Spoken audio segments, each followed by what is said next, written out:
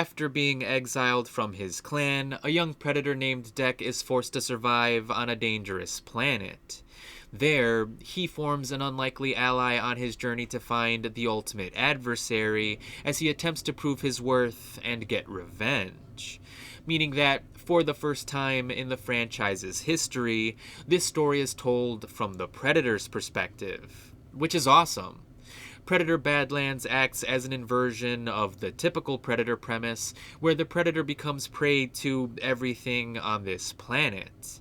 Everything from the animals to the vegetation wants to kill Dek, so it was cool watching him problem solve his way out of certain situations, especially since Dek is considered to be the runt of his clan.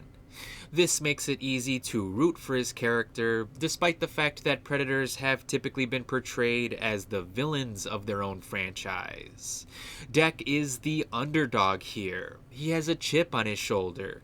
He wants to prove himself worthy of being called a Yautja. And that makes his story, as simple and predictable as it may be, an undeniably captivating one.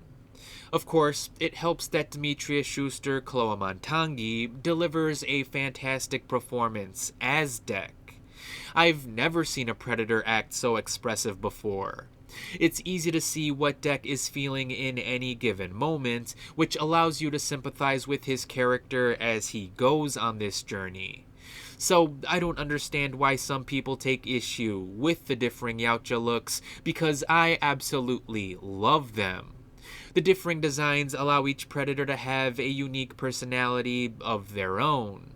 Personalities that can be easily identified by the viewer.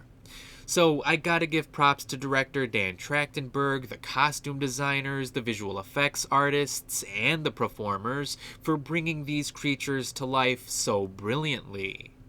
Now, I should probably state that I've never been the biggest fan of the Predator franchise. Not that I have anything against the films, I like them just fine. I've just always been a bigger fan of the Alien franchise is all. And even though I liked what Trachtenberg did with Prey and Killer of Killers, I still didn't love either of those films. They're good. They both act as the best films of the Predator franchise, in my opinion, but they still didn't resonate with me the way that they seem to resonate with everyone else. But this film, this movie right here, I absolutely love this film. This is the Predator movie that I never knew I needed. Predator Badlands is a ridiculously awesome, exhilarating, and non-stop action thrill ride.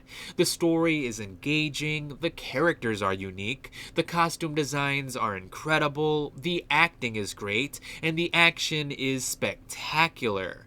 All of which makes this, in my opinion, the best Predator film in the franchise. And I haven't even mentioned Elle Fanning's performance yet. Because Dek is not alone in his journey. He gets help from a Weyland-Yutani synth named Tia, and I loved her character too. I think Sydney Chandler played the best synth this year with her performance as Windy in Alien Earth, but that doesn't take away from how awesome Elle Fanning is here. Both of their characters are incredible and will surely become iconic in both of their respective franchises. Though it would be interesting to see if Tia ever popped up in an Alien movie, because just in case you haven't caught on yet, Weyland-Yutani is originally from the Alien franchise. So I think it's pretty clear that Trachtenberg is teeing us up for a potential Alien vs. Predator film in the future. And given how much I loved this film, I would be all for it. It would be nice to have an Alien vs. Predator film that's actually good, especially since both franchises are riding on a high note right now. But I'm getting ahead of myself. For now, I'm just happy to see that Predator Badlands is as good as it is. This is an awesome exploration of the Predator's culture and values, it's an incredibly well-made action film, and it's definitely one of my favorite movies of the year. So if you couldn't tell by the tone of this review, Predator Badlands would definitely get a recommendation from me. And I would highly recommend seeing it in an IMAX theater if you get the chance to. But be sure to let me know what you thought of the film, and as always, thanks for watching.